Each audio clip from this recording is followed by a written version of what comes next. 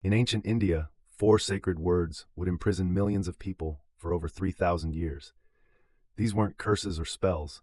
They were social categories that would become the foundation of one of history's most enduring systems of human hierarchy.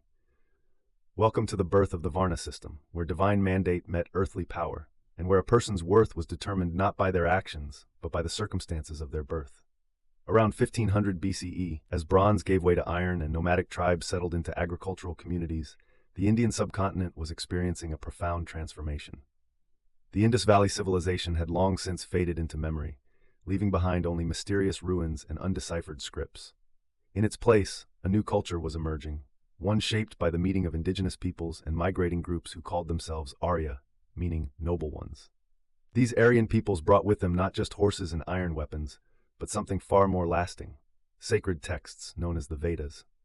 Composed in Sanskrit, these hymns and ritual instructions would become the foundation of what we now call Hinduism. But buried within their verses lay the seeds of a social revolution that would reshape an entire civilization. The earliest mentions of Varna appear in the Rig Veda, composed sometime between 1500 and 1000 BCE.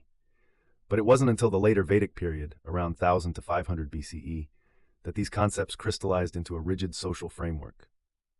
The word Varna itself means color or class, hinting at distinctions that may have initially been based on occupation, ethnicity, or ritual purity, or perhaps all three. According to the Purusha Sukta, a hymn in the Rig Veda, the cosmic being Purusha was sacrificed to create the universe.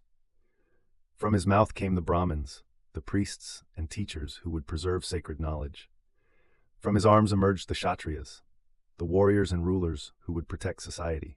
His thighs gave birth to the Vaishyas, the merchants and farmers who would sustain the community through trade and agriculture.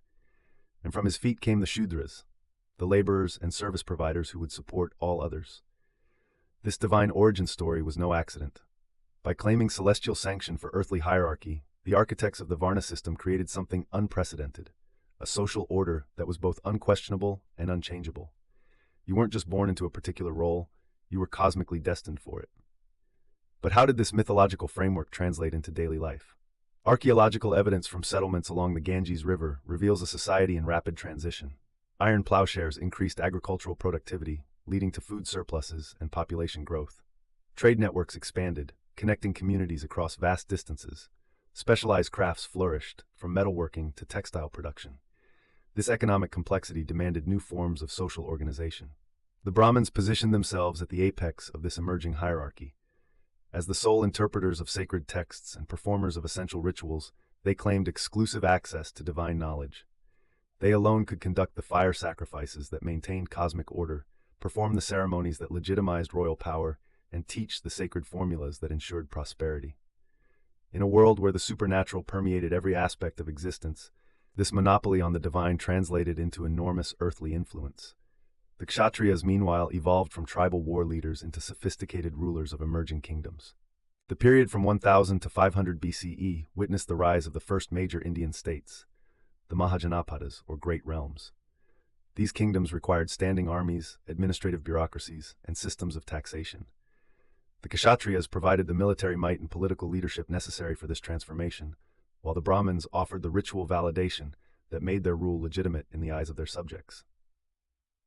The Vaishyas found themselves in an increasingly complex economic landscape. No longer simple farmers or herders, they became the backbone of an expanding commercial network. They financed long-distance trade, organized craft production, and accumulated wealth that sometimes rivaled that of kings. Yet despite their economic power, they remained subordinate to the two higher Varnas in matters of social status and ritual purity. At the bottom of this hierarchy were the Shudras, whose labor made the entire system possible. They worked the fields, built the cities, crafted the goods, and performed the countless tasks that sustained civilization. Yet they were excluded from the sacred thread ceremony that marked full membership in Aryan society, denied access to Vedic learning, and restricted in their interactions with the higher Varnas. But the story doesn't end with these 4 categories. Beyond the pale of Varna society entirely were those who would later be called untouchables, communities whose occupations or origins placed them outside the cosmic order altogether. These groups, though not yet systematically theorized in early Vedic literature, were already experiencing forms of exclusion that would later crystallize into some of history's most severe social discrimination. The genius of the Varna system lay not just in its divine sanction, but in its apparent logic. Each group had essential functions that contributed to society's welfare. The Brahmins maintained spiritual order, the Kshatriyas provided protection, the Vaishyas generated wealth, and the Shudras performed necessary labor. This interdependence created stability, but at the cost of mobility and individual freedom.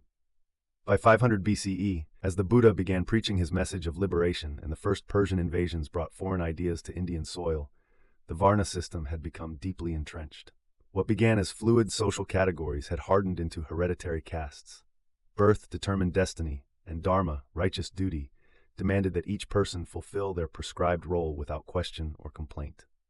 If you enjoyed this story, please hit the like button and subscribe for more untold history every single day. See you in the next one.